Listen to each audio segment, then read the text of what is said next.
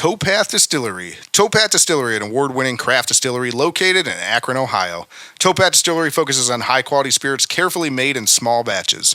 Towpath's lineup includes an ultra-smooth, award-winning premium vodka, a small batch silver rum made from the highest-grade molasses, an American craft gin made with 9 botanicals, and a blended straight bourbon made from corn and rye.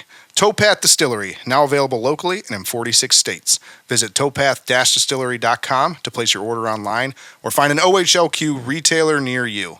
Towpath Distillery, handcrafted, award-winning, small batch, local, and family-owned.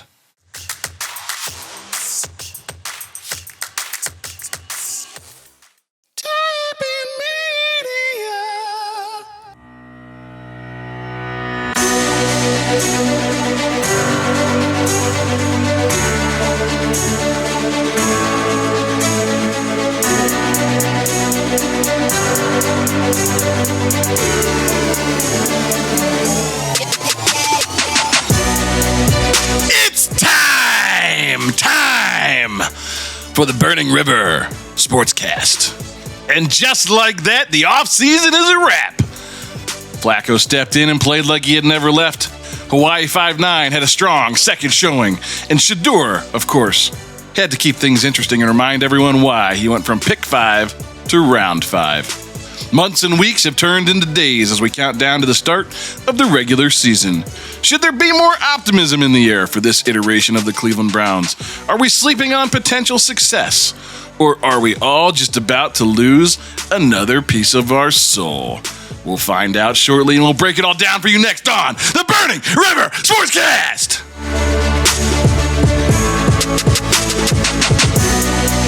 Whatever, I'm not reading stats. You look good. They are thin like Christina Ricci. Last thing I thought it was... The best thing that could happen if Joe Flacco plays this year is we win the fucking Super Bowl. And it did get me, excited for quarter chub, the potential half chub, full chub of a Joe Flacco. How chubby season. were you? Oh, okay, so it was after the pullout. I didn't know if that conversation after the pullout. After the pullout. Yeah, that's what all the. It's always a mess after the pullout. Apparently, he processes information really fast. So, what do I know? So fast, he probably processed that before I said it. So. And I also like that the posturing that his side done said. He can go back to college. Who are you right now? His side done said. I don't know. Sometimes you can't talk. I would love to go Joe Flacco because he's given me a new hope, Star Wars, a new hope for this season. Crab cakes of football. That's what Maryland does. Suck it, Cincinnati. Phone is so hard right now.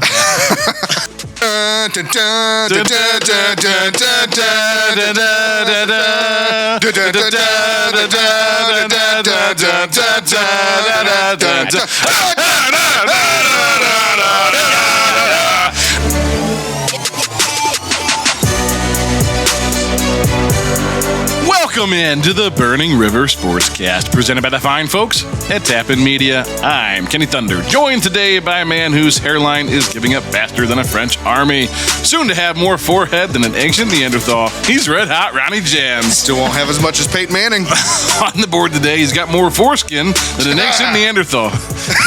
Okay, definitely less, but he has just as many skulls on his wall. He's the big Bone Man. Hey, Bone, what's the age of consent in California? I believe it's 16. I knew you would know, you creep. Back to red hot. Where can our listeners find the dopest dope they ever heard on a podcast? The number one ranked football podcast and all the good pods as well is the unofficial podcast of Cleveland Browns backers everywhere. And the official podcast of some Cleveland Browns backers somewhere. You can find our podcast wherever you get your podcasts. I'm talking Apple Podcasts, Spotify, Stitcher, Amazon Music, YouTube Music, Pandora, iHeartRadio, Podcast, Castro, Good Pods, where we are number one ranked football podcast. Number one. And so many more. And don't forget to subscribe on YouTube, the only place you can find our video podcast. Check us out on Facebook, Instagram, and TikTok at the handle at Burning River Sportscast. We are on X as well at the handle at Burning River Pod. While you're at it, check out our merch, www.thetappanmedia.com/shop.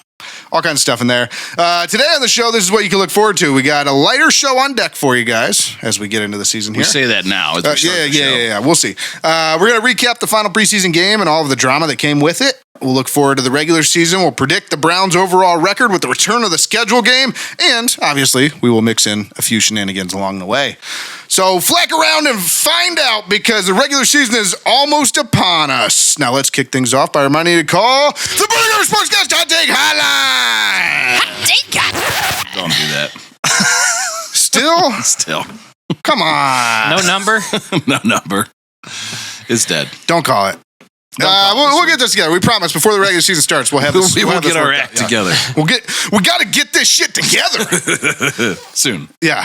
All right. We'll get that taken care of. But okay, let's. I guess we're going right into it. Changing gears. Time for the Burning River Rundown.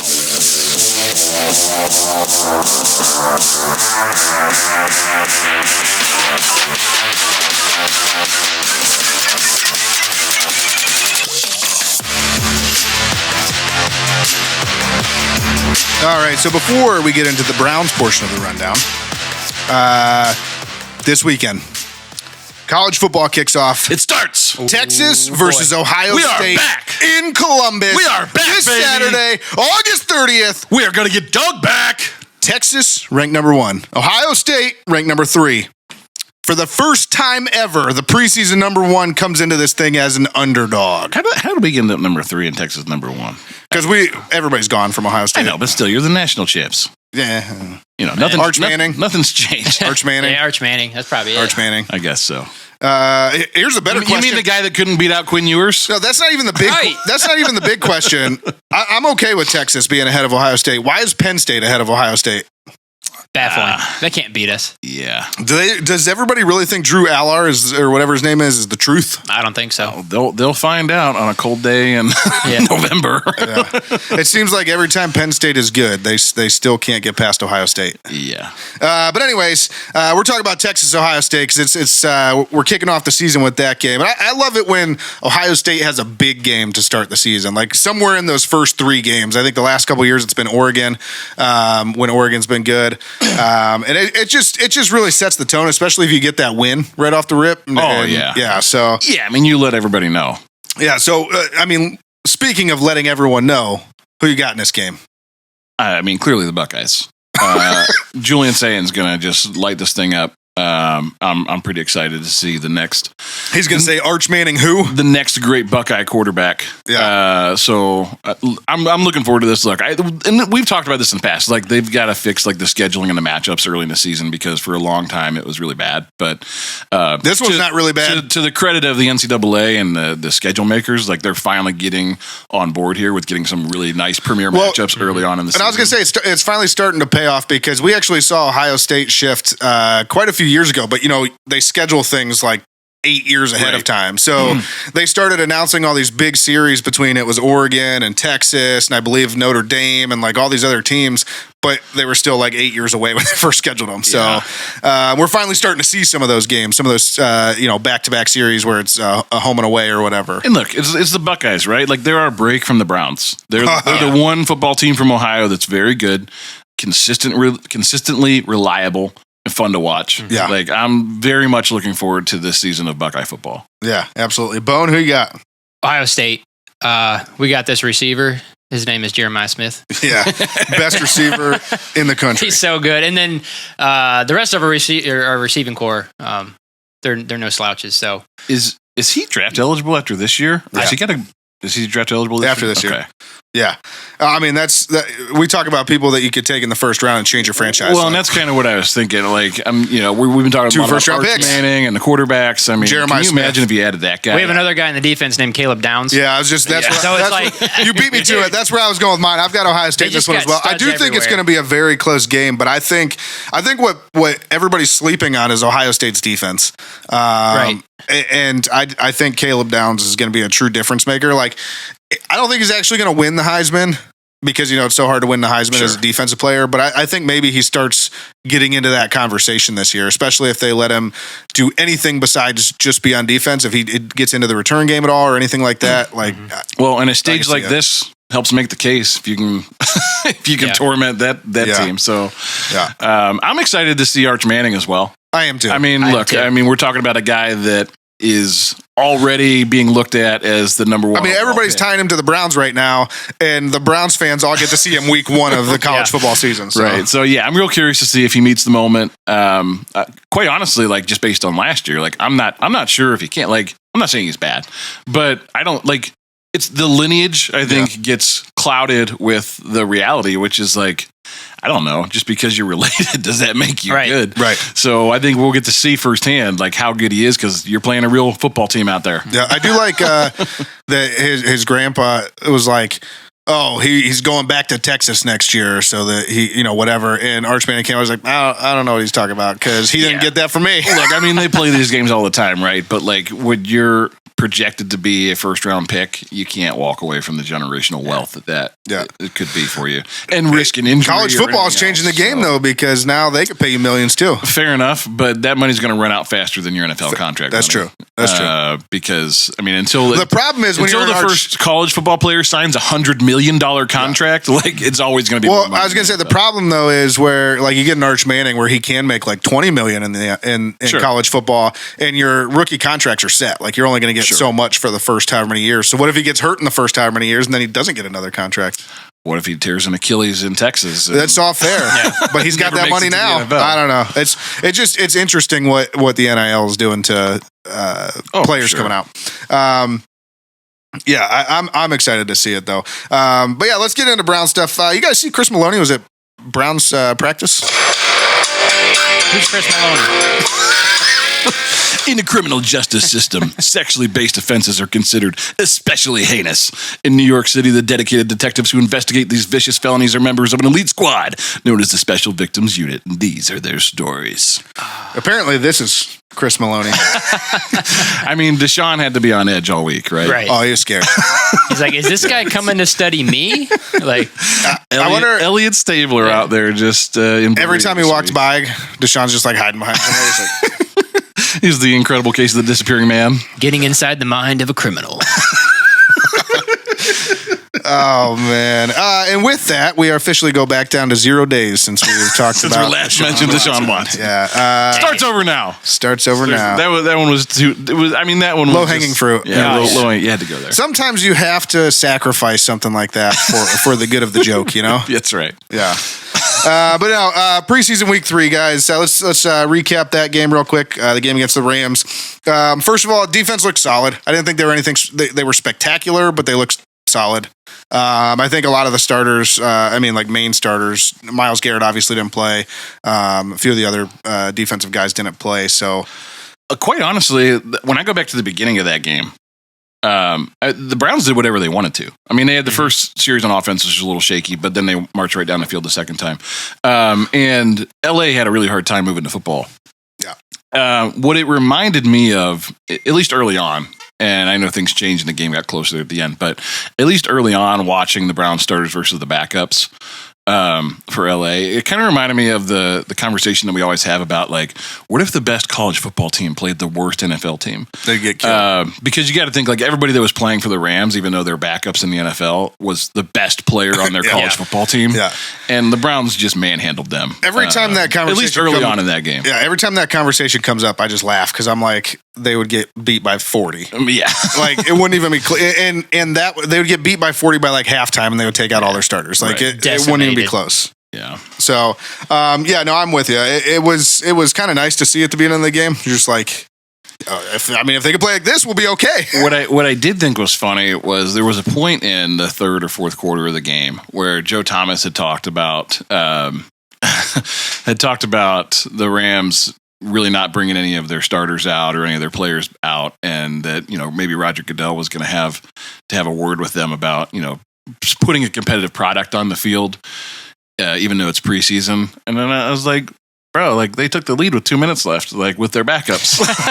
Like, I don't think they have anything to apologize for. Also, I just don't understand that logic because, it's not like we don't know. The preseason doesn't mean anything. Like, it's just them trying to, really, they're trying out backups. Like, that's what they're doing. That's the whole point of the preseason. Right. Obviously, you'd like to see the starters at least a little bit, but if you don't, like, that's not You still might uncommon anymore. You're making decisions on the roster, so it's like you got to see these guys. If anything, it was almost disappointing that when the Browns reserves got in, that things got so tight. Yeah, because they were playing a bunch of nobodies out there. But that's neither here nor there. I mean, ultimately, they win the game. A lot of guys looked good. Saw some really good performances out of a few guys that I'm sure we'll talk about here in a minute. But and obviously the quarterback conversation got really interesting, which I know we'll cover as well. But before we get to all that, let's talk about the kickers, because we love talking about kickers on this program. And Dustin Hopkins missed another extra point. I'm pretty sure he missed 2. Didn't he have another one that was close this week that they called good, but was like right on the edge? Yeah, I mean, he's shaky as hell right now. And I'll continue to say, like, you can't. Can we keep Andre Schmidt? Is that kid 14? Like, have you seen him? I don't know, but can we keep him? Because he hit a game winner with ice in his butthole from 37 yards. He's swimming ice cold. He's swimming in that jersey. He looks like me as a child. He's better than Dustin Hopkins. But he's better than Dustin Hopkins. I mean, Dustin, the ship has sailed. Has left the harbor. You are not an NFL kicker anymore. Like, seriously, cuts are this week. Like, they might actually come out before we release this episode, because we record on Mondays. But, like, you think he makes the final roster? I don't know that he does. I mean, that Schmidt kid has been around since OTAs. At the end of last season, he was on the practice squad. I'm going to go out on a limb right now and say, I honestly, like, I am officially predicting that Dustin Hopkins gets cut. I would. Because you can't trade kickers in the NFL today, so he's going to get cut. I can't imagine they're going to cut him as much as that's the right move. I mean, look, the NFL's a pay-for-performance league, and you're not performing. So you have to go in another direction there. The Browns are the Browns. The Browns is the Browns, and they're going to do Browns things. They're going to keep Dustin Hopkins on this roster to intentionally lose games. Well, he's still on the books. We owe him this much money. I will say the front office has a problem with, like, pride right now. Like, they have this whole regime and not being able to cut ties with people soon enough. Yeah. So, I mean... Yeah, I mean, this is a no-brainer. We don't need to go back to mentioning the name again already, but... We were given a playoff roster, and we have decimated it in these last 5 years. I will take... what is his name? Andre Schmidt? Andre Schmidt. I'll take Andre Schmidt. I'll take him swimming in a jersey, missing kicks all season long, before I take a guy that, like, I know is, because at least there's a chance this kicker. Where it's a roller coaster every time he gets out there. You're like, I mean, I fully expect him to miss every kick. He's either going to miss by 40 or he's going to hit it from 57. Like, you don't know. Nobody knows. Yeah. I mean, that is an absolute disaster. The fact that we're even having this conversation right now, is very concerning. Especially if this team overperforms under Joe Flacco, to have the kicker potentially ruin a number of close games, like, is just going to be devastating. Yeah, I agree. Before we get to the quarterbacks, because that's next up on the agenda here, anybody stand out to you guys in this game? We'll start with Bone. I'm going to go back to Carson Schweschinger. He stood out to you with no stats? What do you mean? We're in a green dot. Yeah, I don't know. I was just looking at the... Well, whatever. I'm not reading stats. He looked good. He had the early QB pressure. He just looked super fast. Yeah. And then what I did want to get to was his interview. His interview after the game.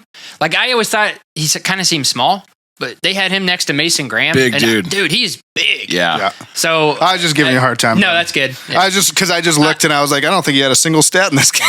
No, and he did have that pressure early on, and he came from like the 3 technique. They had him down low right up the middle. Point. That was his only stat. I mean, I think he was untouched, but he was there in a second. You know. Yeah. I actually agree with you.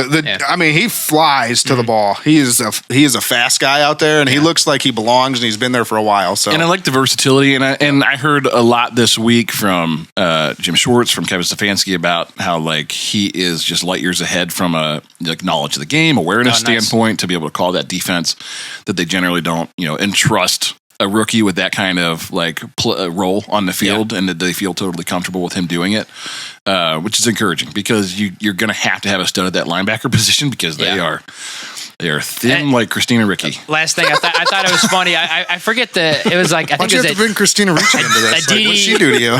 She shows her boobs a lot. Aditi Kinkawala or whatever, the sideline reporter, she asked him and Mason Graham, she goes, which one of you two does Jim Schwartz like better? Yeah. They both kind of looked at each other, and Mason Graham's like, I think it's him. Like, he's like, yeah. Yep. I thought that was funny. Kenny, who stood out to you? How about my new favorite Brown? You got a new one? Who is it? The last one that you named got cut immediately. Was Tagi, whatever he was. Yeah. The running back. He got cut instantly. We knew he was here for a short time, not a long time. A good time, not a long time. How about a guy named Aiden Huntington? Nice. This guy has impressed me all preseason long. He's been playing a lot of special teams. And for 6'1", 282 pounds or whatever he is always the first guy down the field on kickoffs. And he's been lighting dudes up on return all preseason long. And he had a hell of a game Saturday against LA. 5 tackles, 1.5 sacks. Like, that's a guy that has to be on your roster. That is a high motor, just beast of a man. He's got incredible quickness for a guy his size. I'm so looking forward to him making the team and being an actual force on that defensive line all year long. 6'1", 281. That might be the answer at defensive end that we've been looking for. Well, he plays inside, so he probably won't play. He's listed as defensive end. But is he listed as an edge? Yeah. Oh, okay. Well, wait, is he a rookie, or did we get him last year and he got hurt? He's a rookie at a Tulane. Tulane, yep. So yeah, he wasn't a guy that had any kind of like name recognition coming in, but man, he has played his ass off in this preseason. Nice. I like it. I'm going to go with the obvious, Joe Flacco. 9 of 10 for 71 yards and a touchdown. I accept you. Yes. And I've revised my. You've posed the question to us multiple times. Like, what's the best thing that can happen if Joe Flacco plays this year? The best thing that can happen if Joe Flacco plays this year is we win the fucking Super Bowl, and we got Jacksonville's pick. They're going to go 0-17. So we win the Super Bowl and we get the number 1 pick. Arch Manning's the heir apparent. Start over. Hell yes. Or you draft Jeremiah Smith and have Joe Flacco play one more year and try to repeat. We just keep going. One more year, Joe Flacco. One more year. I mean, if he can spin it at 40, why can't he spin it at 41? If one of these two rookies right now pans out like throughout the year and grows or whatever, and I mean, Dylan Gabriel's not going to grow, but Hawaii 5'9". But I'm just saying, like, I've now revised that. Like, Joe Flacco wins the Super Bowl and we get the number 1 pick. Yes, I can have my cake and eat it too. Okay. I'm not ready to go there with you yet. Just shut your mouth and know your role. But I will say this. Watching Joe Flacco, he's the best quarterback that's ever played for the Browns. Orchestrate that offense reminded me that he is the best quarterback the Cleveland Browns have had since 1999. Yeah. He looked crisp. He looked fresh. He looked good for a guy that's 40 years old. He didn't look 40. He looked. Aaron Rodgers looks 40. He looked plenty. He looked capable. Good. And it did get me, excited for quarter chub, the potential full chub of a Joe Flacco. How chubby were you? If he stays healthy and makes good decisions, like this team could do something. Vision 54. Look. Here's the thing. I try not to get overly excited here. Yeah, because excited. I'm a Browns fan and I've been here before. Yeah. But I could, kind of like what's that Beautiful Mind? Like I could kind of see the pieces starting to come together to where it was like, number of things go right. Joe Flacco could lead this team into the playoffs and maybe make a run. They've got a lot of good talent on this roster. It's kind of in spots. It's not like head to toe like the best roster in football, but you've got a lot of good players still. We talked about Denzel Ward last week being in his prime. Miles is still a force. That defensive line looks scary. Denzel Ward's hurt again, though. Well, he's always hurt, but he usually finds a way to make it to the field at least like 14 times a year. So I could kind of see, like, I'm not there with you yet, but like, you better get there. I'm closer to being on board than I was. Better get there. I'm on board now. I still and look, I'm excited to watch Joe and watch competitive football. I still don't agree that that's what's best for the Browns going forward because if he wins the Super Bowl and Jacksonville goes 0-17 and we get the number 1 pick, how can that not be what's best for the Browns? I'm making the assumption that we do anything besides win the Super Bowl. Even if we go deep in the playoffs and Jacksonville. If we get the number 1 pick from Jacksonville, win. But I think then my hope is that like Joe Flacco doesn't win the Super Bowl and ride off into the sunset. It's Joe Flacco comes back for another year. I hope he does because that's the only thing that could top the legend that is Cleveland Browns quarterback Joe Flacco from a few years ago. Is if he won the Super Bowl for us. Then he was like, "Peace, I'm out of here." Okay, look, I'm excited. But I gotta bring you down. I gotta bring a dose of reality back to this conversation. All right, let me hear it. Because the year Joe Flacco was here was magical. Let's not forget Joe Flacco was really good. That defense was the best defensive unit in the league. Okay. Well, let me throw some names at you. Okay. Justin Fields, Trevor Lawrence, Davis Mills, Trevor Siemian, Kenny Pickett. These are all guys that beat Joe Flacco. Clayton Tune, Gardner Minshew, Ryan Tannehill. That accounted for 8 of the Browns' wins that season. Clayton Tune. Can you guys tell me what Clayton Tune is doing today? No. I can't even tell you who he played for that year. No, you can't. You can't. Because he played for the Arizona Cardinals. We beat him 37-0. I was going to guess that. Of course you were, Bone. And look, I know anything can happen in an NFL season. Not everybody stays healthy, but like that's not a murderer's row of quarterbacks. And we know what drives this league. It's quarterbacks. Like, no wonder that defense was ranked number 1. Joe Flacco was in a lot of good positions. Yeah, he did his part and played well. Mm-hmm. But like the competition, level of competition, at least on paper, right now, looking at the schedule, is very different. So I'm just going to go with this. You started with those names, right? So let's just look at the first, we'll call it 6 weeks of the season, right? Joe Burrow, Lamar Jackson, Jordan Love, Jared Goff. You might put Goff, it up? JJ McCarthy, what's his last name? McCarthy. He's a Wolverine. Who the hell knows? Yeah. And then over in Pittsburgh, we got Aaron Rodgers. Yeah. So I mean, the competition level is a little different. Yeah. In those first 6 weeks. Yeah. Yeah. I mean, and that's I'm looking through the schedule here to see who else we've got. I mean, you also got Josh Allen this year. Yeah. So again, just that small dose of reality. Purdy. Like, keep that in mind before we get overexcited. All right. Well, the level of competition was very different. I mean, hell, PJ Walker won a game that year. So I see what you're saying. I see what you're saying. That was against San Francisco. But I also don't give a shit. I'm living in bliss over here. I am the typical Browns fan right now. And while this will probably change some when we get into schedule game later, right now I'm just assuming we're winning the Super Bowl. And Jacksonville's going to finish 0-17 and we get the number 1 pick. So the team's actually going to play hard this year because they know Joe Flacco's under center. I do think that's true. That's the main problem last year. Was nobody wanted to play for that guy that will not be named. Yeah, that's true. I almost did it. I caught myself.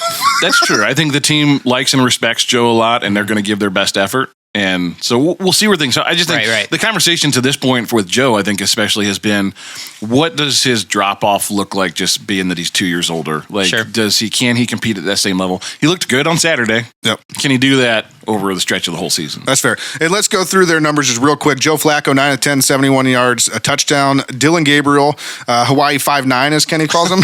That's a great nickname. 12 of 19 for 129 yards and 1 touchdown, no interceptions. Shedeur Sanders, 3 of 6 for 14 yards. He took 5 sacks for 41 yards. And Tyler Huntley, 1 of 1 for 7 yards. To defend Shedeur, one of those sacks was like 30 yards. True.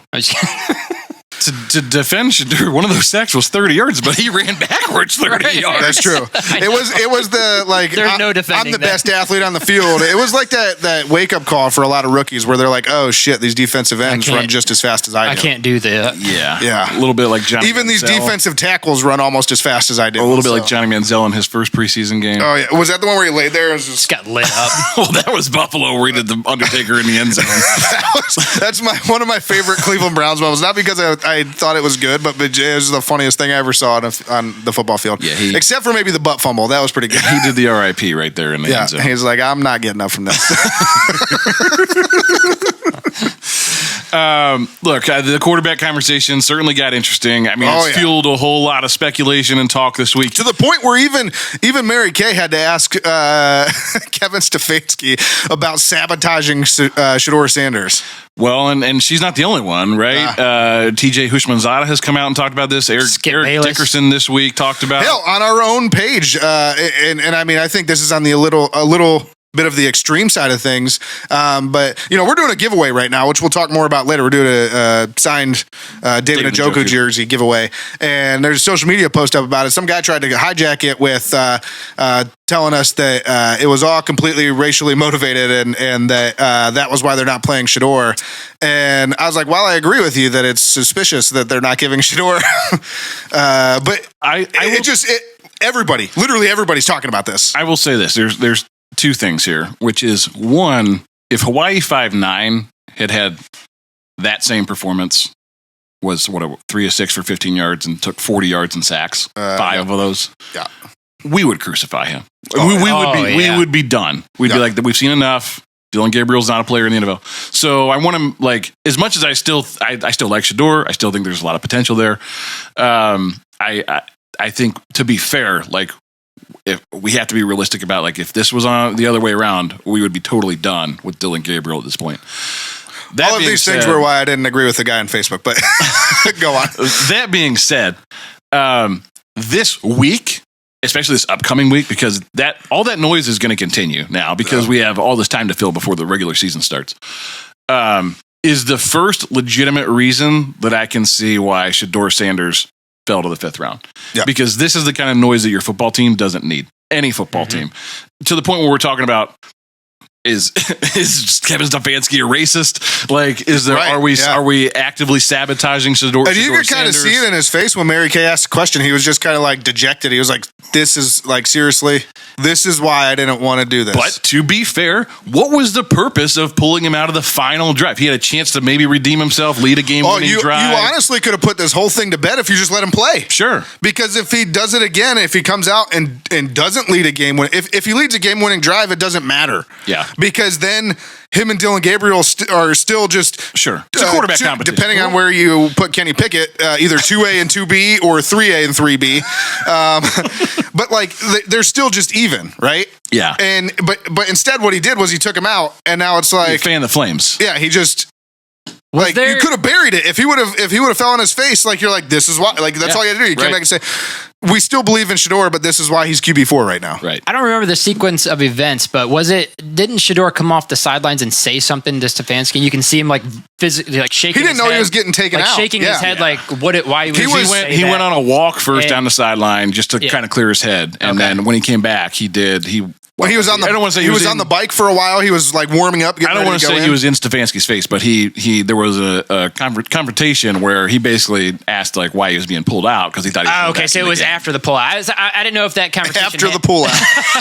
After the pullout, yeah, that's when it's always a mess after the pullout.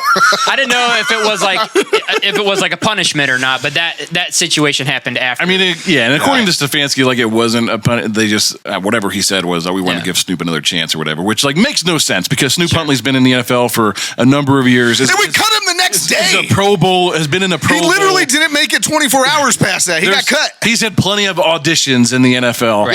Yeah. And like we were talking about this off air earlier, to your point, like he completed one pass on the drive. So it wasn't like he orchestrated this magnificent game-winning drive. Well, that's significant because you also had these people, all the Shedeur haters online are like, see, this is why he's terrible. Yeah. But then all the Shedeur, the guys that are big Shedeur fans were like, well, they put him behind a terrible line and this, that, and the other thing. And then the Shedeur haters came back and they're like, Tyler Huntley orchestrated a game-winning drive with the same offensive line. He completed one pass for 7 yards. He didn't orchestrate anything. Yeah. I will say there was a measurable, visible difference in Shedeur's footwork. Yeah. From game one to what we saw on Saturday. I think he was just under duress more, and he just didn't know what to do with it. And that's potentially the biggest culprit there. But the calm and the poise that we saw during his first performance was not there. He was drifting, backpedaling, trying to get away. And to be fair, like he had guys, and there was penetration on every one of those plays. Even the running plays got blown up on those drives.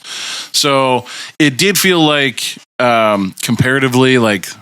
And again, I'm not accusing Stefanski of sabotaging him. It did appear maybe the play calling was different. Well, the ability to maybe make some of those passes, like it just seemed like he called the game a little differently when Shedeur came in. I don't know that he was sabotaging him, but I do think that there is a serious. I mean, there's evidence that they don't like Shedeur. Well, and that's the problem, right? Like, I don't think he's sabotaging him. I just think that they don't like him, and so he's not their guy, and so they just whatever it is. No matter they always take a critical line on him, whereas Dylan Gabriel, it's favorable. Yeah. It's apologetic. It's if he makes a mistake, it's like, well, he's learning, he's growing, whatever. We've discussed that he's not growing, not growing. But like that's what it is, and that's where I don't think it's a racist thing. I just think they just don't like Shedeur. He's not their guy. Agreed. Well, and I think that's the problem is that you've made undermining Shedeur a plausible possibility. Sure. Right. Like no one would be surprised if that did come out. And we talked about it last week. No one would be surprised. We'd be like, that makes sense. That falls in line with everything we heard all offseason. Right. And we talked about it last week it's to the point where it's like, you guys don't like him so much that you can't even force yourselves to hide the fact that you don't like him. Like your body language, him and Andrew Berry both, every time they talk about him, it's like, I can't believe I'm being forced to talk about this guy again. Yeah. And so, I mean, I'm with you. It's the fact that you've allowed this to become a story and that this is... They've built it themselves. Right. They want to talk about Shedeur being a distraction. They've manufactured this distraction around Shedeur. I keep trying to an emoji as a response. 100. I keep trying to wrap. What are you, Gen Z? Gen what? What is this? I don't know what happened. Gen what? Something happened. The only way I can rationalize this is what they say they want to run a level 10 offense, like difficulty. That's their standard. Like, is Shedeur just like at a 2 and Gabriel's at an 8? You know, and that's all they can do with them. Just like it was the first game was like, we're running a level. They're trying to outsmart the entire room. That's the only way I can rationalize it is he's just not getting it or something like that. And then as a result, maybe they threw level 7 at him at this game, and that's what happened. He couldn't make his reads. He couldn't see the field. He blah blah blah. Obviously, people were in his face, but I'm like, that's the only way I can rationalize it. Whereas the first game they gave him level 2 the whole time, and he got to do what he did. And at Colorado, run around, throw the ball. I think that's a coaching problem, right?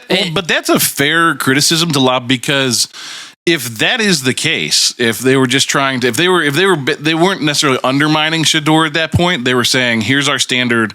You're going to play it, and if he's not capable at this point to run it, then he was going to fail, and it was going to be obvious to everyone." Yeah. So even though it's not necessarily undermining, it was maybe still trying to prove a point internally to themselves that like he's not capable of running the offense that we want to run right now. Well, here's the thing too: is there's quarterbacks that have existed in the league that they don't operate at a 10 at all times. Like they run a 2 offense, and some of them have had Hall of Fame careers doing it. Yeah. So like to me, that's a coaching thing. If you've got a guy that can win games and consistently, I don't know if Shedeur's that guy or not. I'm just saying if there's the potential is there, why wouldn't you keep it at that level for him and see what he can do? And I've actually have been reading about this a little bit in that so much of the college game has changed to where they've tried to simplify playbooks and calls to where the difference for like a guy like Joe Flacco, he came out with the Spider 2Y XZ 74 Y banana, and like that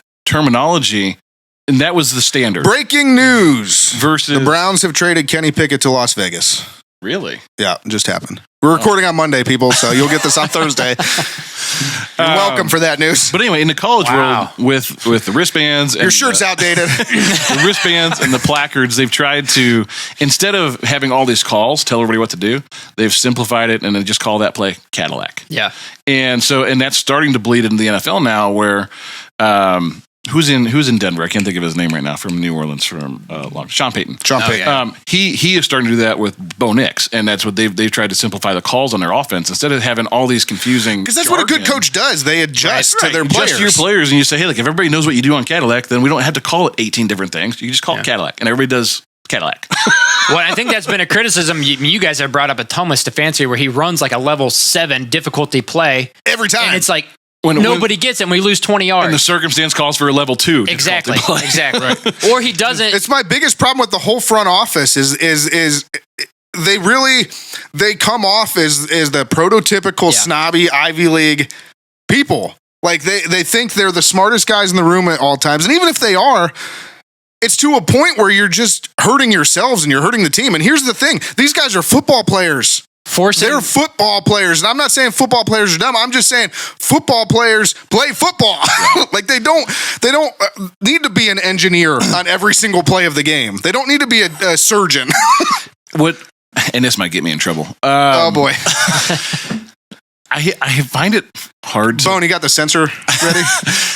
I find it hard to believe... Look, I don't know the guy personally. I find it hard to believe that Dylan Gabriel is this wonderkind of like intellect. Sure. purely just based on the way he looks. He always looks dead in the eyes to me. You're definitely getting us in trouble. Like, damn it. Every time they talk to him, I'm like, what is he looking at? Like, he's looking through whoever he's talking to. Yeah. So I guess look, they're saying he's far, surpasses where Shedor's at right now. That's fine. It seems odd to me based on how he acts, his mannerisms, the way he talks, that he is some different level of intellect thinker on the field than any other player they've ever seen. Yeah, I can't imagine that he is, but I mean, apparently he processes information really fast. So, what do I know? So fast, he probably processed that before I said it. So, but yeah, I don't know. I don't even know where we were going with this quarterback conversation. To be honest with you, I just think we were just. Well, look, it is the conversation still. Yeah, look, Joe Flacco's continues to be. Things are going to be fine, but. Ultimately, like, you still have a decision to make with both of these guys. And I do think it's important that's like, relax. They are both rookies. Like, let's not overblow anything here. We haven't seen either one of them play a real NFL game where it counts. Right. And that's going to be very different. It was funny, they asked Dylan that, and Dylan, actually, we talked about these guys losing press conferences the last couple of weeks. Dylan had a very good press conference after the game. I actually thought, like, that was the first time that I saw him command a bunch of people in front of him and sounded like he was a quarterback. He was an NFL quarterback. But they had asked him about, like, hey, you don't do well at practice. Basically, paraphrasing, you don't do that well at practice, but you played pretty well in both games. Like, is there something different, like, when the lights turn on? And he was pretty much like, yeah. Great press conference.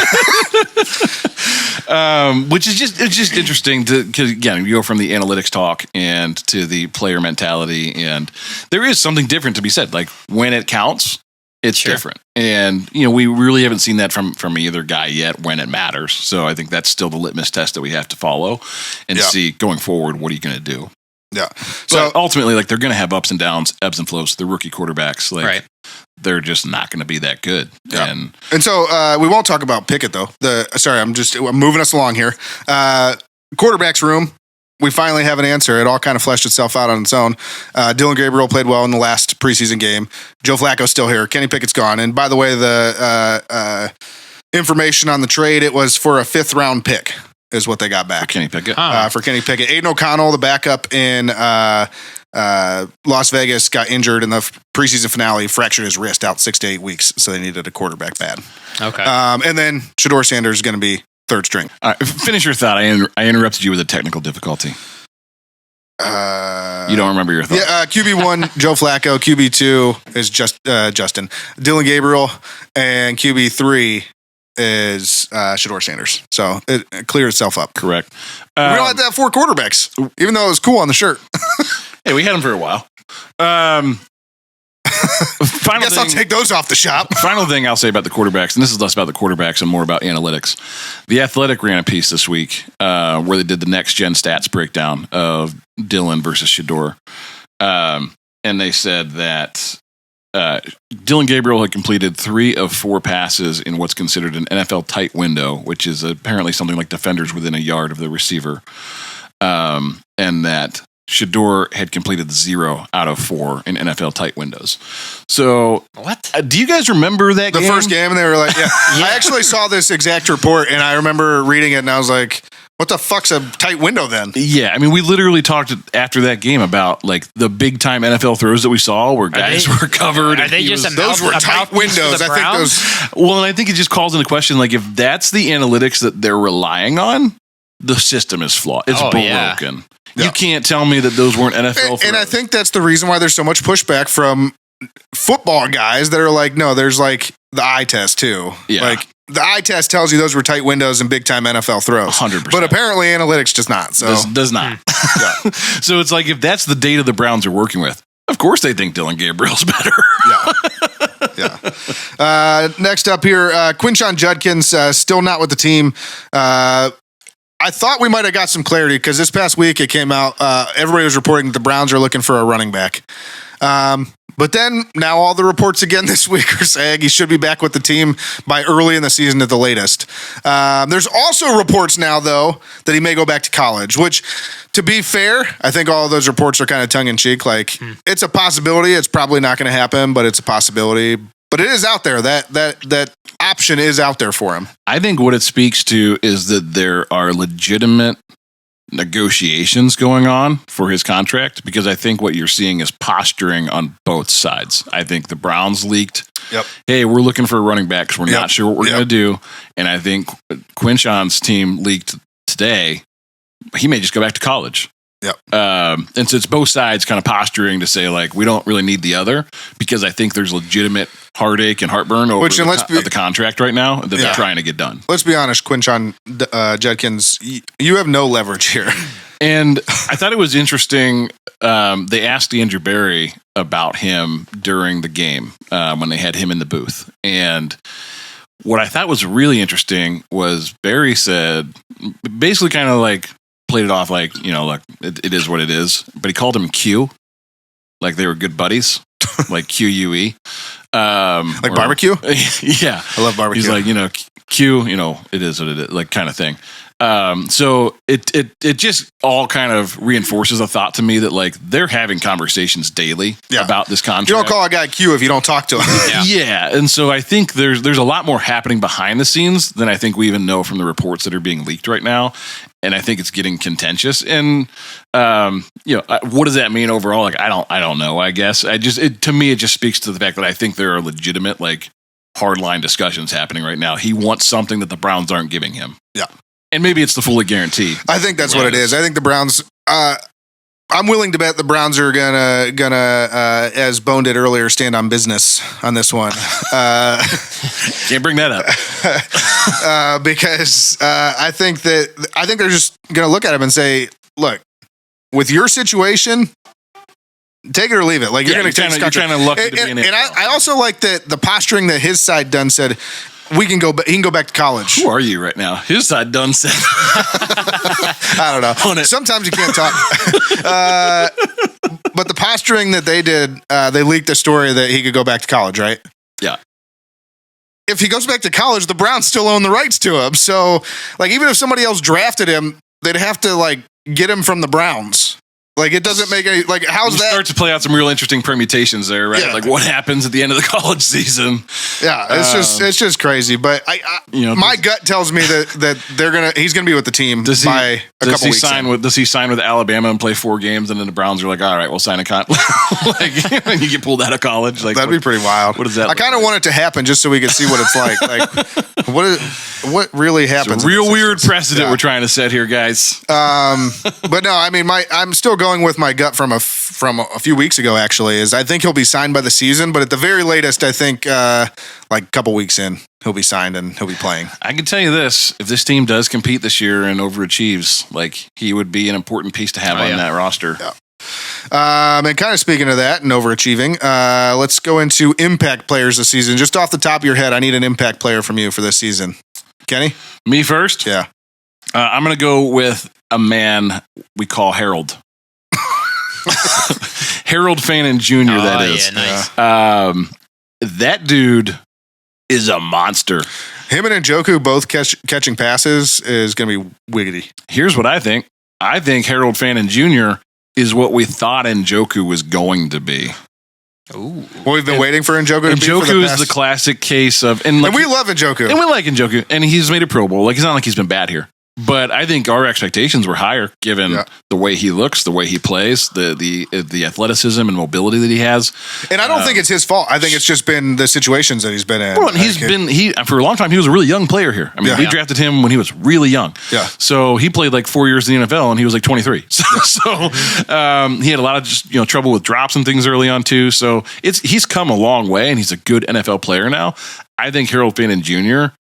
could be what we all thought we were getting in Njoku right now, like a prime, like breakout wide receiver type athleticism playing at tight end. Dude, what if this ends up being like New England with Gronk and Aaron Hernandez minus the murdering? I call him Gonzalez. Minus the murdering. Yeah, I mean, they could run a lot of legitimate, very scary 2 tight end sets. That would be crazy. Because that was, I just remember when they had those 2 guys, like that was always... Even if they had no receivers at the time, you were terrified. They could kill you in so many ways. Yep.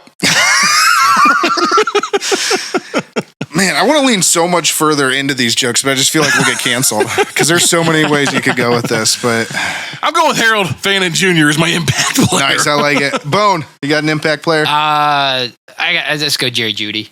Nice. He was good last year with who, and then I feel like if Flacco is his self from 2 years ago, it could be a big year for old Jerry Jeudy. Did you hear him asking Flacco about his kids? And that when he told him he won the starting job, they were like, "You're bullshit." Oh yeah. They don't believe it. We don't believe you, Dad.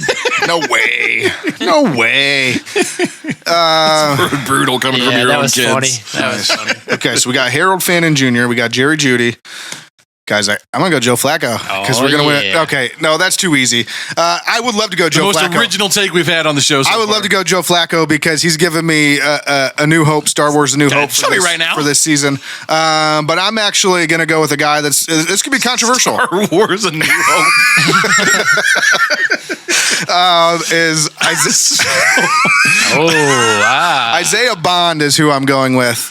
The dude was projected to be a first-round pick before all of his legal issues, and he's officially signed, and we don't know what's going to happen disciplinary, but assuming he plays the majority of the season, I think he's going to make... I mean, you basically got a first-round guy as an undrafted free agent. Yeah.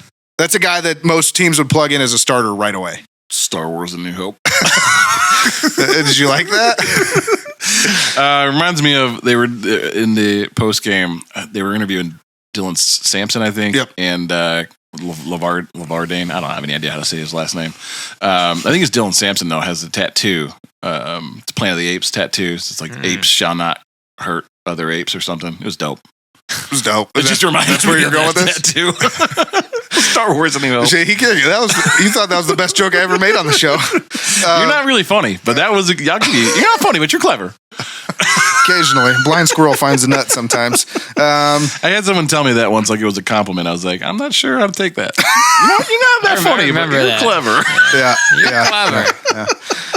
And with that, let's take a quick trip around the NFL.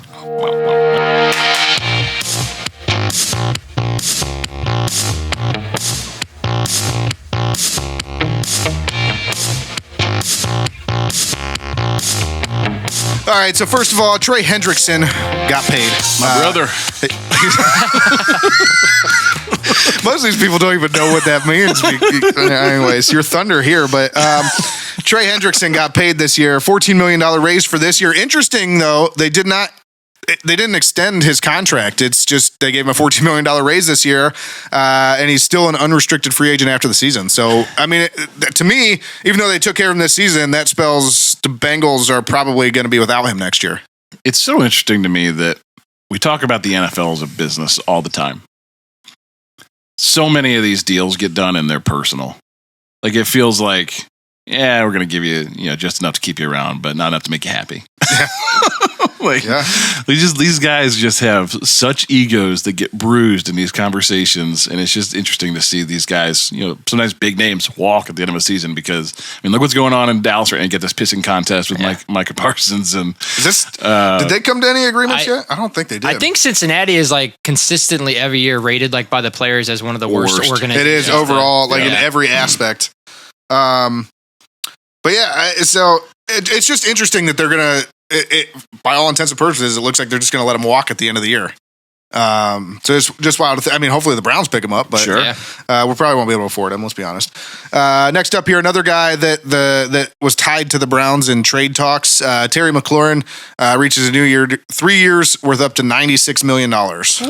So he got paid. They're going to regret that one. Probably. Isn't he 30? 30-year-old receiver. Yeah, $100 million contract. If he might give him one good year, but the 2 years after that, they're definitely going to regret it. 100%. Yeah.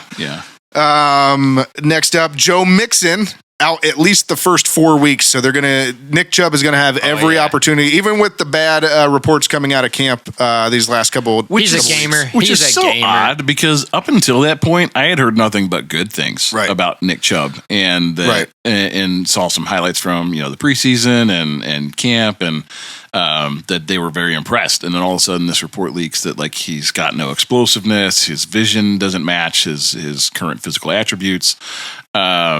So So I'm very interested to see what Nick Chubb does this season. I mean, just you think the Texans leak that, as a guy that's so they can just take everybody by surprise again this year?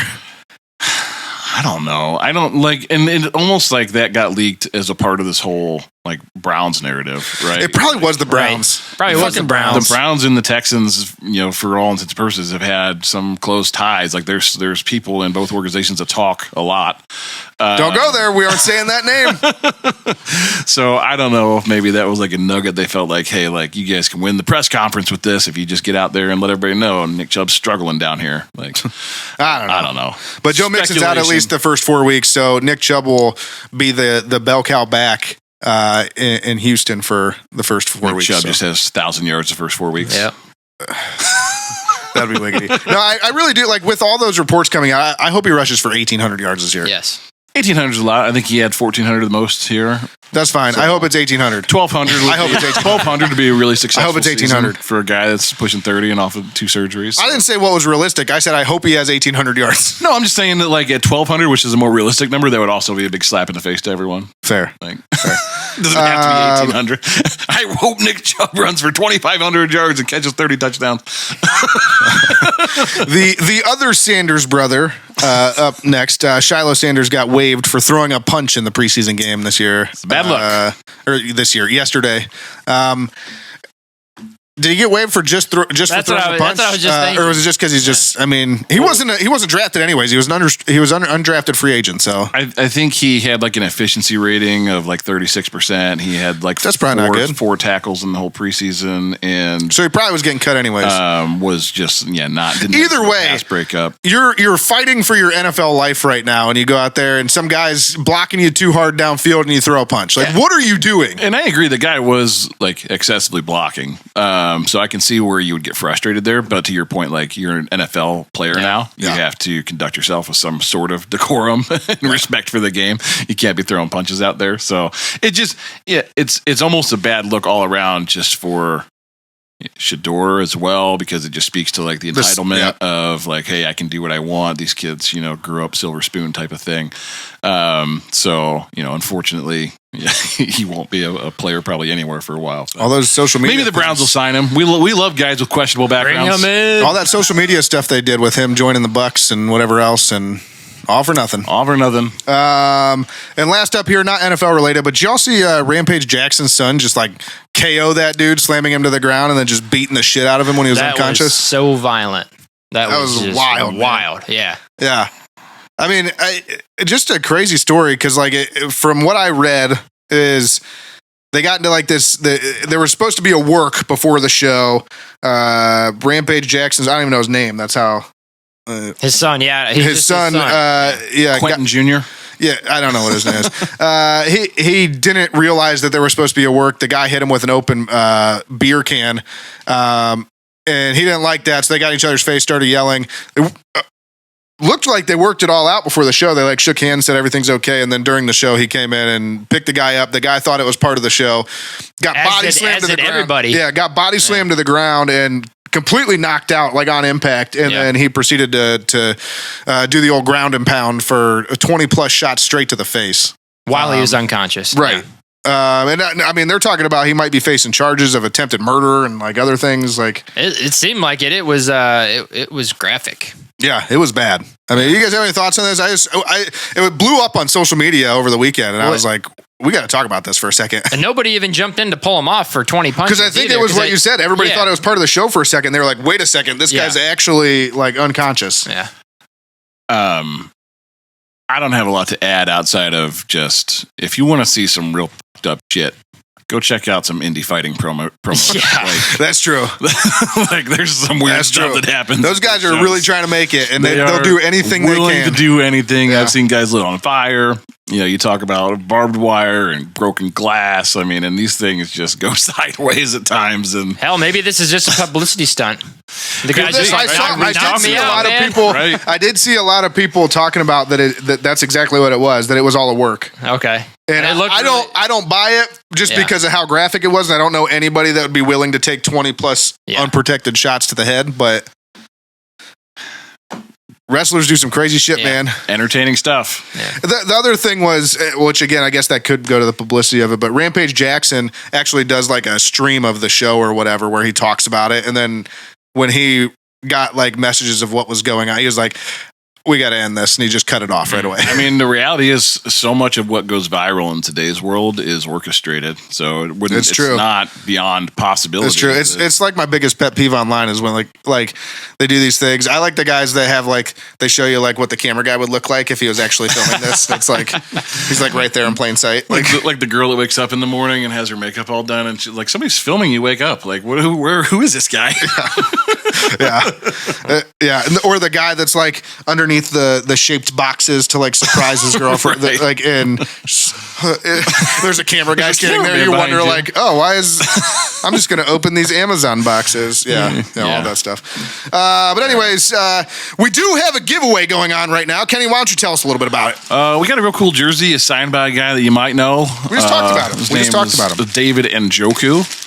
Signed autographed jersey here that we're hoping to give away to some lucky fan.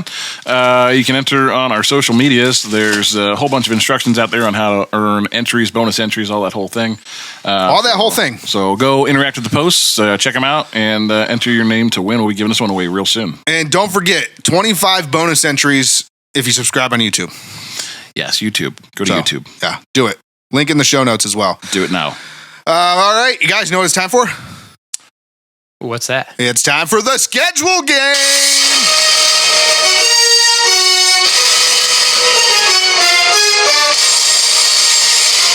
All right, guys, it's time. We didn't do this when the schedule came out because it just felt like we didn't know anything about the team at that point. Well, no, you can't do it until the start of the regular season because that's when it matters. I like it better here because it's more meaningful. Yeah, it's like now we actually know a little bit. We actually are getting ready to play football. Yeah. So it's time for the schedule game. I don't know why I barked. I'm lightheaded now. But we're going to go game by game here. We're going to give just quick takes on that game, what we think is going to happen. We're going to give a pick. And then at the end, we're going to add it all up and tell you what the overall record the Browns are going to have. 0-17. Well, Kenny's done with the schedule. Next segment, please. Yeah, but let's go ahead and get started here. Week 1, we've got Cincinnati at home. Bone, who you got? The Browns. Defense plays out of their minds. Defense plays out of their minds for game 1 at home, and Joe Flacco lights it up. I'm going Browns too in this one. I've got the Browns. The Browns don't win very many home openers, but there's just something.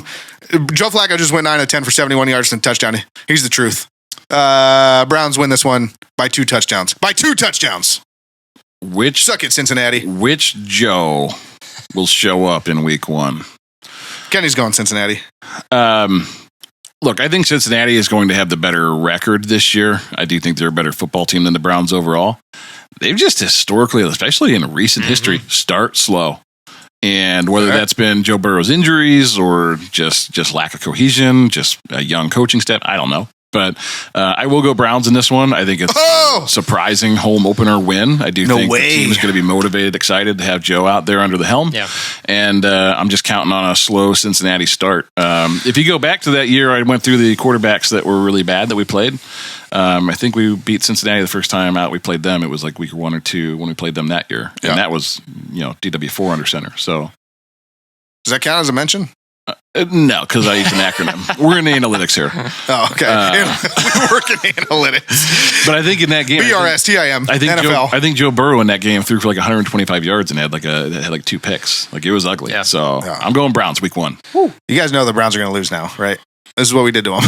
I was kind of thinking that when we did the Bucks pregame picks. Yeah. I was like, well, this is going to be a really bad clip. The Browns and the Buckeyes are both losing. In 2 weeks, the Buckeyes get blown out by Arch Manning. They'll just be able to play. They'd be like, don't listen to these guys. They're absolute clowns. Yeah. So they all 3 were like the Buckeyes for sure. To be fair, if you wait long enough, it doesn't matter. You're always going to have a bad take. Yeah.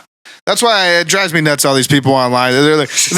Well, and we're fans of the team, too. Yeah. Speaking of bad takes, sorry, I don't mean to harp on the quarterback conversation because I know we're in the schedule game now. Colin Cowherd had like the worst tweet of all time today or yesterday, and he was like, Stefanski's going to undermine... He can't develop Shedeur Sanders of all the people, 2-time coach of the year with 11 win seasons and who's known to be a quarterback whisperer. And I was like, bro, like... he couldn't make Baker Mayfield work here. You had this DW4 here with the whole mess. Like, basically, up until they got rid of Baker, he was known as a quarterback whisperer. And then since then, it's been all downhill. Show me one quarterback in Cleveland who he's developed and got better. Yeah. Joe Flacco showed up and was good because he was the coach. I mean, Joe Flacco's 100 years old. There was nothing to teach him. Yeah. It's like, well, you already know my offense. Anyway, just speaking of bad takes, that was one of the worst that I've seen all weekend over this whole quarterback. Colin Cowherd's not known for good takes. Though, he's got plenty of them on tape. Yeah, but I digress. I digress. Week 2. Week 2. Browns are undefeated. Week 2, we're staying in the division, and we are traveling to Baltimore. We'll start with Kenny. Who you got? Crab cakes and football. That's what Maryland does. Lamar Jackson, Derrick Henry. Just game. It's done. Browns lose that one. It's going to be ugly. Yeah, it's in Baltimore. I'm going with Baltimore. I mean, Baltimore's going to win. Bone? Also going with Baltimore. Dang. You know the Browns are going to win week 2, right? Another bad take for the cast of the Burning River Sportscast. Yeah. All right, that'll take us to week 3. We come back home and we play Green Bay in Cleveland. I'm actually going to go Cleveland in this one. I think the first 6 games is actually going to be the best part of our season because I can almost guarantee you that Joe Flacco gets at least those first 6 weeks for us. So I think we play solid football. I think we're still playing good defense at this point. We're still getting competent play out of the quarterback. I'm going to go Cleveland in a close game against Green Bay. So, Kenny, who you got? Look, I was not a huge Jordan Love guy. I was not super confident that this guy was going to be a player. He's proved me wrong, made me look silly because he is very, very good. Throw into the mix Josh Jacobs, who was there last year, is back and is just an absolute beast. Green Bay wins this one. I think it'll be a closer game, but I do think that this goes down as an L for the Browns. Bone, who you got? I am actually feeling the Browns as well. Nice. No reason whatsoever. He's just feeling the Browns. I feel like our defense will be underrated early on in the season, and by game 3, I think the national pundits will recognize. Freaking pundits. I hate those pundits. All the pundits. And Joe Flacco, once again, is going to throw for 350 yards. Hell yes. Jerry, 150. You guys remember when Joe Flacco showed up? 100. Yes. Nice. I love it. One's calling out stat lines over there. Love it. That's very specific. Bone is so hard right now. Week 4, we travel to Detroit. Bone, who you got? Detroit. Pretty Bone loves D. High Super Bowl contender. They're really good. Yeah, that's fair. Kenny? I'm going Detroit as well. Detroit's either going to boom or bust this year. They're either going to be really good again and beat everyone, or they're going to be really bad. Come back down to earth. We're going to be going there, so I'm going Detroit. I'm also going with the Lions. This is not good every single game so far, except for I guess the third one. You picked the Packers, so there's that. But most games so far, 3 out of 4, we've gone everybody the same team. There could be a lot of bad takes for the Burning River Sportscast. Next up, we got versus. So it's technically a home game, but we're in London against Minnesota. Kenny, who you got? Against my better judgment, I'm going to go Browns this one. I'll believe J.J. McCarthy is the truth when I see it. Sure. I agree. Yeah. Fair. I mean, they've talked him up and was good enough to get rid of all their other quarterbacks and have him be the guy. So they feel confident in him. But until I see it, I'm going Browns. I don't believe it. Bone, who you got? I will also go Browns. I know this is life or death. I'm really putting a lot of thought into it. My first thought was they're going to show up flat in London. But you know what? Kenny convinced me. Browns. We've got one less time zone to travel across. So I think. That's a good point. It's 1 hour earlier for the Browns. Yeah. I'm actually going to go Browns. Nice. Too. I was going to go Minnesota, and then Kenny swung me and reminded me that J.J. McCarthy is their quarterback. And I I'm kind of in the same boat. Like I'm right there. Like I'll believe it when I see it. I just don't understand what everybody sees in him, but I guess they do. So we'll see. Week 6 here in Pittsburgh. I'm gonna go with Pittsburgh in this one. I almost did it. I almost went Browns just because I think Aaron Rodgers is over the hill and I don't think he's going to be good. But that being said, it's in Pittsburgh and they still got Mike Tomlin as their coach. So I'm going Steelers. Bone? Yeah, that's a tough one with Aaron Rodgers. Is he going to be good? I don't know. But I think this is a year we're going to beat Pittsburgh twice. It's happening, so I'm going Browns. Bone thinks we're going to be so good this year. Yep. Kenny, who you got? In Pittsburgh, I'm taking Mike Tomlin. I don't know how the Aaron Rodgers thing is going to work out. I think at this point in the season, he'll still be healthy enough to make us pay. So I'll go Pittsburgh. All right, next up, versus Miami. So we're in Cleveland. Kenny, who you got? That's week 7, too. So look at the screen up there. Week 7, October 19th against Miami. It plays a factor because of the weather. Yeah, I don't think it's going to be cold enough to matter. I'm going to go Browns in this one, though, because I don't have any faith that Tua Tagovailoa is going to be playing by then. So who knows who their quarterback will be. I'll go Browns.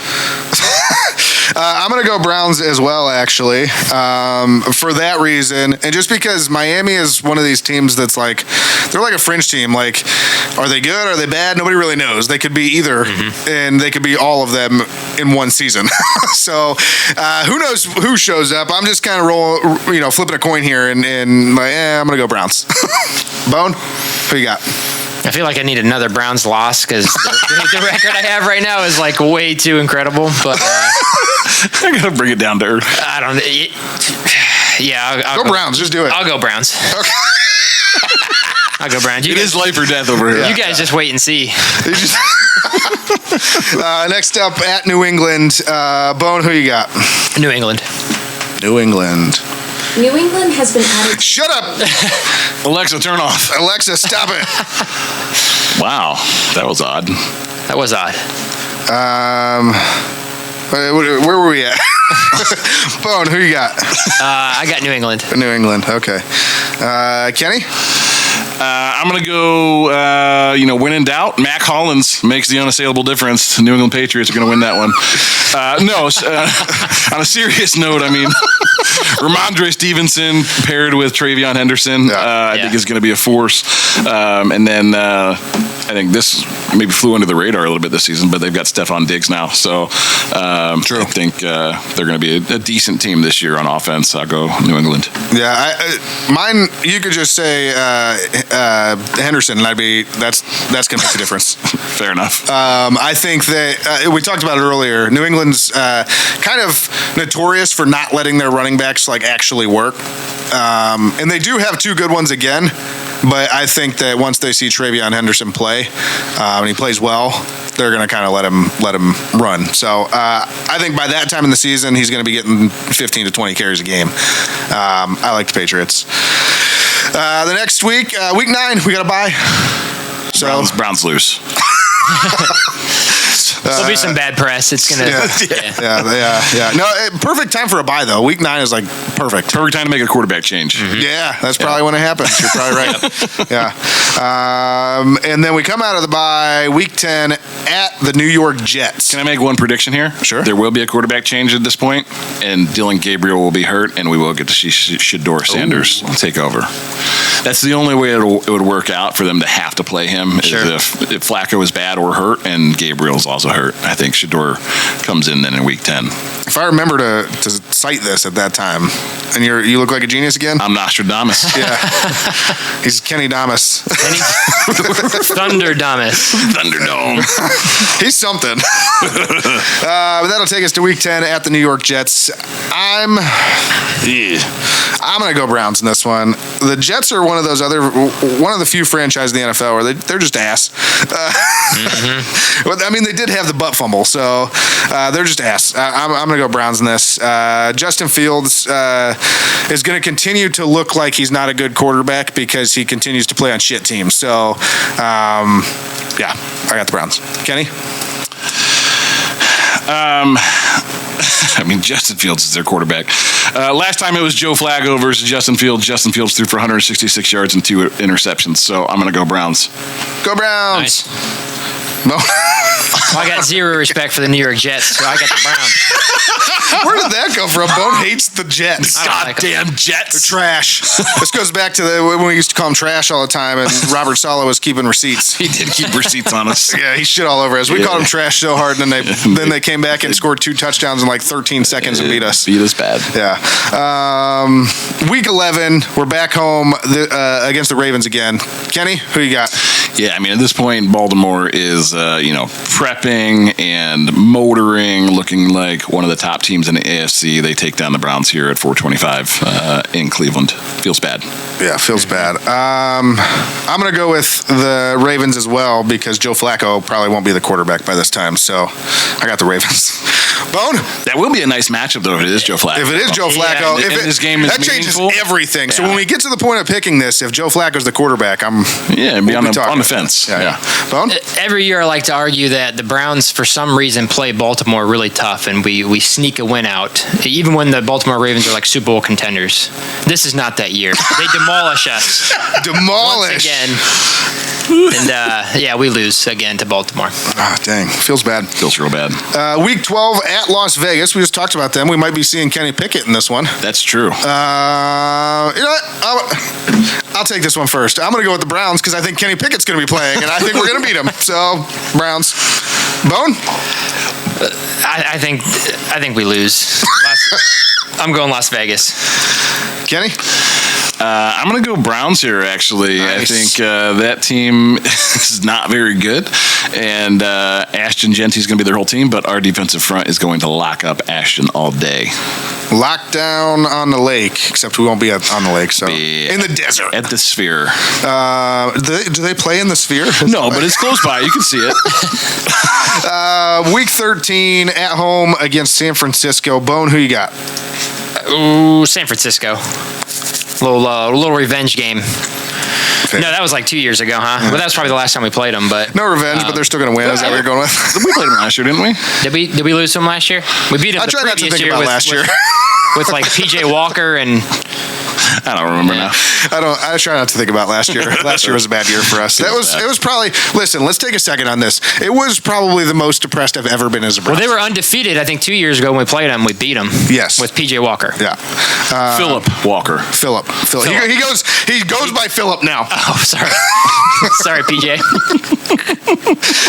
By Philip now. Okay, who you got on this one?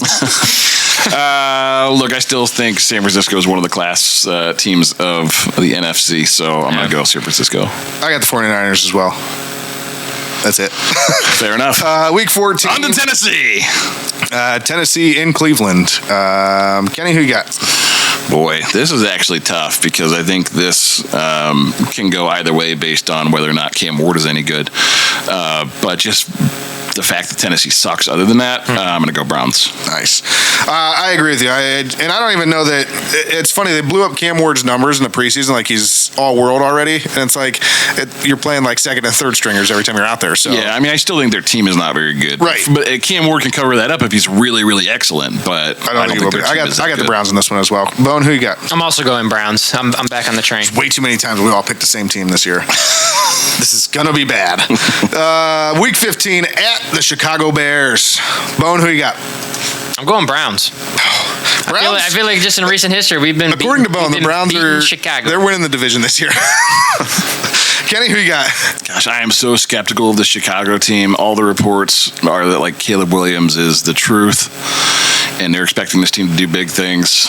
I feel like national media says this every year. I agree, but I'm going to go with the conventional wisdom here and say Chicago, just because it's going to be late in the season. December football in Cleveland. If we're playing with a backup quarterback, things could be haywire. I'll go Bears. It's not in Cleveland. It's at Chicago. No, I'm just saying, just Cleveland Browns. That's when it's at at its worst. December, yeah, I gotcha. I think we're back to Joe Flacco at this point. And I'm going to go Browns. The season of Flacco around and find out. I like how you say Flacco around instead of Flacco round. Flacco around and find out. Flacco around is actually English words. Flacco round is just it's supposed to be a play on amalgamation of no words that no one has ever said. I mean, it sounds like every T-shirt in Cleveland. Yeah, no, they say Flacco around. Nobody says that. And find out? Is that like what the thing is? Nobody says that. Yeah.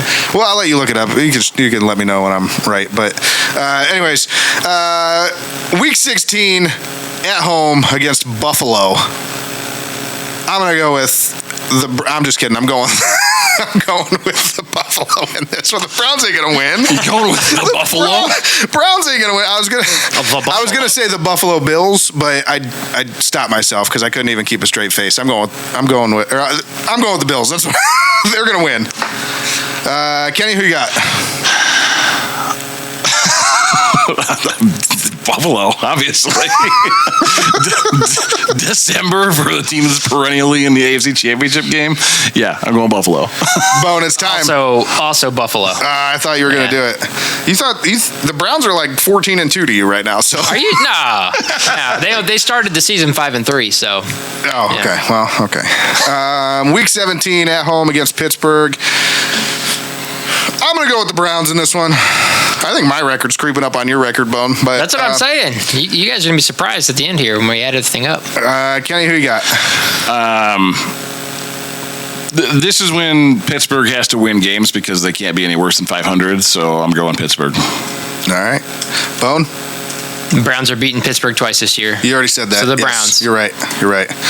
Why would you even ask him? I already said. He already claimed it. I can't believe I'm so stupid. He's manifesting 2 wins against Pittsburgh this year. And we close out the season like we started it, but this time in Cincinnati. Kenny, who you got? They start slow, but then Joe Burrow throws for 5,000 yards and 40 touchdowns, so I'm going Cincinnati here. Okay, fair. I've got the Bengals as well in this one, unfortunately. We usually have the Bengals number, but I think Joe Burrow and Joe Flacco combined throw for 1,000 yards in this game. That's a real possibility. Every few years, the Browns and the Bengals seem to have that game where it's like 49-52. It's like Joe Burrow 6 touchdowns, Joe Flacco 5. Yeah, exactly. But I got the Bengals. Bone, who you got? Also Cincinnati. Too many games where we all pick the same team. It's not good. Cincinnati is still in Kentucky. Let's take a minute. Everybody, play some music right now.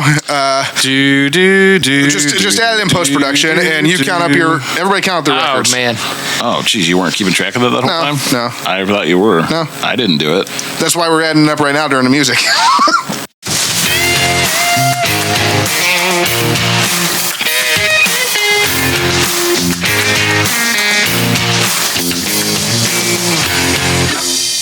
All right, has everybody got their numbers? I'm also 9-8. Me and Bone both have them at 9 and 8. Kenny, where you at?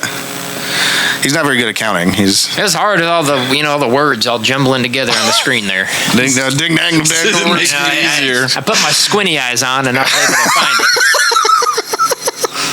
it. Kenny's still counting. Add some more music in there. Speed it up. Kenny, you have the Browns losing the last 4 games. I have them at 6 wins, so that makes them 6-11. Nice. Dang, that's actually better than last year. I think last year you had him at like 4 wins or 5 wins. You were pretty accurate though. 3, so you were generous, and we thought you were crazy. I'm saying they doubled their win total, baby. That's a success. Stefanski for another year. Let's do it. Run it back. Is that like the minimum? 6-11 is where he gets another year. 100%. Yeah. Oh man, that's what you're starting Joe Flacco for. You got to get those 6 wins. 6-11 for Kenny, and Bone and I both have him at 9 and 8. Not that this means anything. Let's be honest. No, they could just as easily be 11 and 6. Yeah, I don't know. Whatever. Yeah. So with all that being said, all that work we just did and all the talk we just had doesn't mean shit. Let's go to let's talk about this. Thanks for listening. Bone. I got it. All right, it's time for let's talk about this. Kenny, what do you got for us today? The segment is called "Can We Talk About This?" Why didn't you tell me when I told you to proofread this? well, let's talk about this after we can. I'm so lightheaded right now. I think I'm going to pass out. It happened. Oh, God. All right, Kenny, what are we talking about? Here's the thing. So we've got this image here on the screen. I was watching one of my favorite movies this weekend. National Treasure, you guys familiar? Oh, great film. Book of Secrets, the second edition. Also a great film. They usually show them back to back, which is a real treat. Yeah. Nicolas Cage at his finest. But let's just talk for a second. I'm Ronnie. I can't talk. See, it's not just me. Let's talk for a second about Ben Gates. I thought you were going to say, let's talk for a second about Bangkok. He's like the other dude in the show, right? The other guy, main character in the movie? Ben Gates is Nicolas Cage. Ben Gates is the lead. I was thinking the other guy. I thought his name was Ben. No, that's Riley. Riley, okay. He writes the book. But just thinking about Ben Gates. So let's just think about... Every time you say that, I think you're going to say Bangkok. Let's talk about Bangkok. So, he draws comparisons to Robert Langdon in the Da Vinci Code series. Da Vinci Code series, yeah. Like he's very good with the symbolism, decoding. Yeah. So he's officially listed. They talk about this during the movie that symbologist. He's a BA, an MENG, is a mechanical engineer, PhD, and American treasure hunter and cryptologist, famous for finding the Templar treasure. So, with a bachelor's degree in archaeology and cryptology at the University of Philadelphia, master's degree in mechanical engineering from MIT, doctorate in American history from Georgetown, of course. This is Nicolas Cage's 40. And he also enlisted as a U.S. Navy Reserve officer for the training corps for the next 4 years and received an official certification from their Naval Diving and Salvage Training Center. So this is his background. Okay, yeah. World-renowned cryptologist. Okay, yeah. Mm-hmm. Where are we going? So on the screen here, you see two images. I do. Yeah. The brown one there, that's the image from the actual plank that they discover in the Resolute desks, right? Yeah. And Ben Gates, world-renowned cryptologist, when confronted with this evidence, and this, they have to decode. They point to this symbol, and John Voight says to him, "Do you know what this is?" And world-renowned cryptologist says, "That's a clue, and that'll lead to another clue, and that'll lead to no." He doesn't. That's episode 1. Yeah.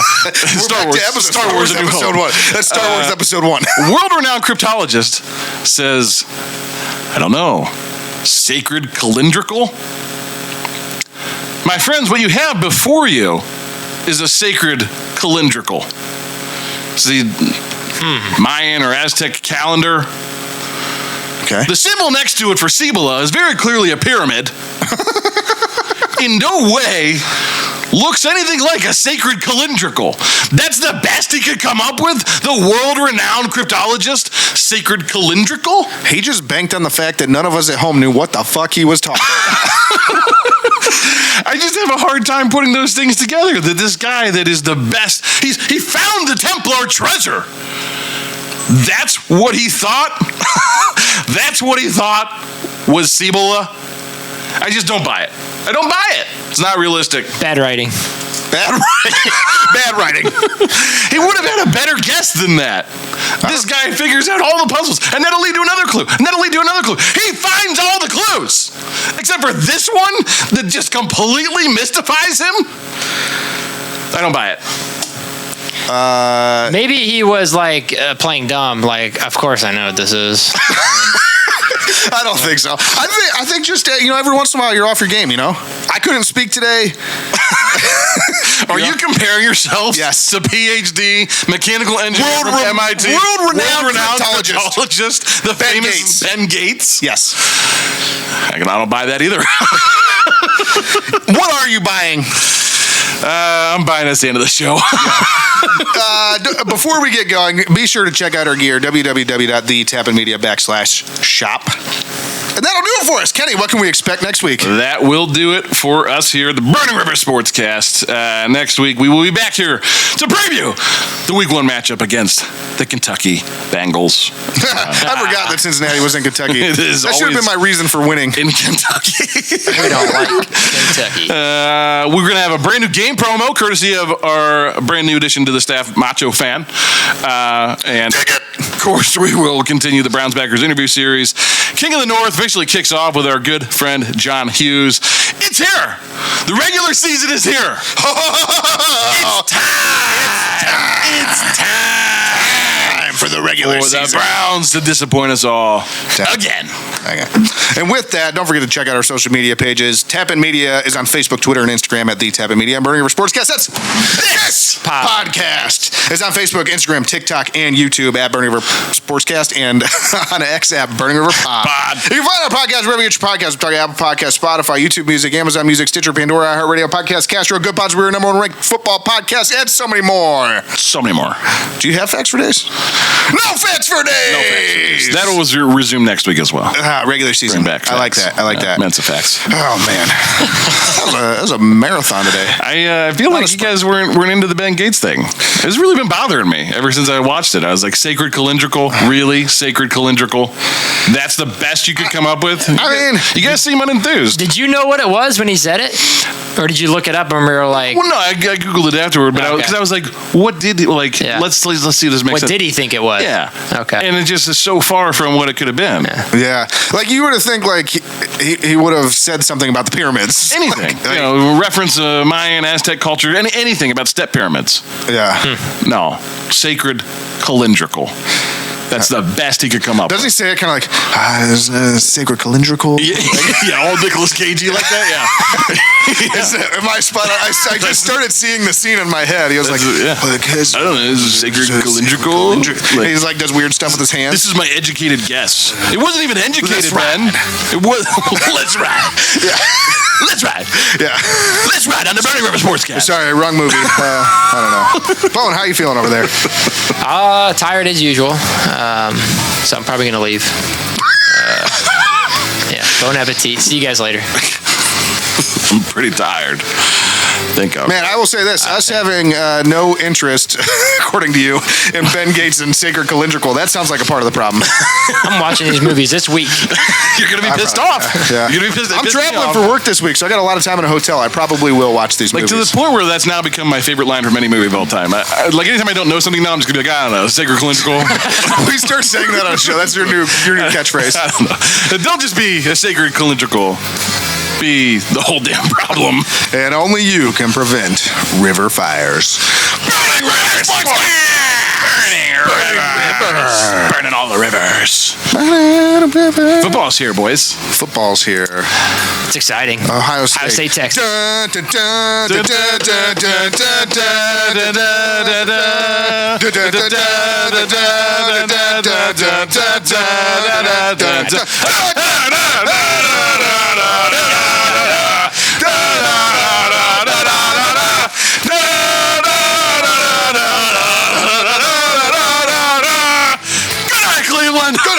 Good night, Akron. Quiet on set. I now have two loves in my life. Big city living and a voodoo woman named Phyllis. I didn't think we'd be getting into Brad Pitt's ass. I can't even say. I didn't think we'd be getting into Brad Pitt's ass. Yeah, didn't think we'd get in there. We talk a lot of analingus on this show. So put your right foot in and take your right foot out. Then put your right foot in and shut the hell up, because it's not time for the hokey pokey. It's time for the Burning River Sportscast. Motorboat? You play the motorboat? You motorboat son of a bitch. You old sailor, you. You know what I was thinking during that interview? What were you thinking? Nothing, because you don't have thoughts, because you're a brainless idiot. Wow. My name is Uhtred, son of Uhtred. By the way, I want my foreskin back. It doesn't matter what you think. Women's Guide to Anal Sex, and it was the second edition.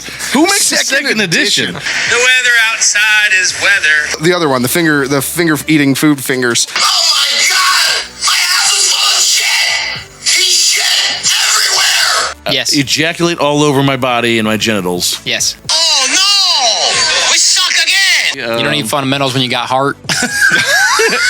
and Jesus. And Jesus. Yeah, that's right. Touchdown. Anyways. What do you mean funny? Funny how? How am I funny? It's going down. I'm yelling timber. Goddamn jets. Should we start a meat podcast of like The meat pod. slow roasted? The leads are weak. The leads are weak. Fucking leads are weak.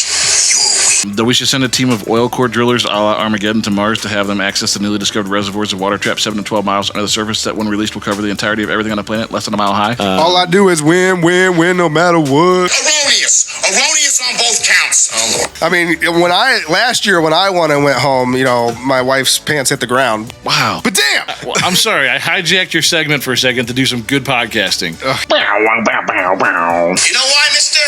Because you drove a Hyundai to get here tonight. I drove an $80,000 BMW. That's my name. I think we've officially lost all of our more conservative viewers. So I don't think they want to listen any longer. This is it's Mother Nature. I live my life a quarter mile at a time. Where's Logo Girl when you need her? I desperately want to make love to It's Cheese We Girl. need Cheese Girl now. Down goes Anderson! Down goes Anderson! Who's canceled now? Who's canceled now? Probably me. You making it for the fat people? I'm not. Just you. We're a whole race, basically. No way. You just finger bang their salad. What? You first get shocked, and then you get the shocker. Hey, you like to see homos naked? That's cool, man. Whatever. No. Most people, they're driving along and they're in between meals. They're like, I'm a little hungry. I'm going to have a granola bar. And he's like, I need a cheeseburger. Are you not entertained? Are you not entertained? Is this not why you were here?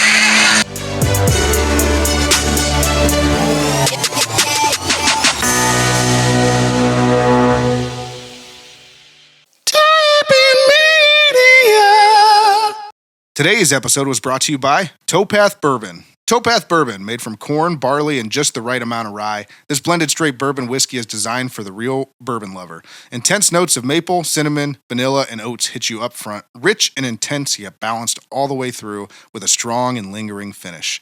Great by itself, on the rocks, or in a Manhattan. Available locally in Northeast Ohio and online in 46 states. Visit towpath-distillery.com.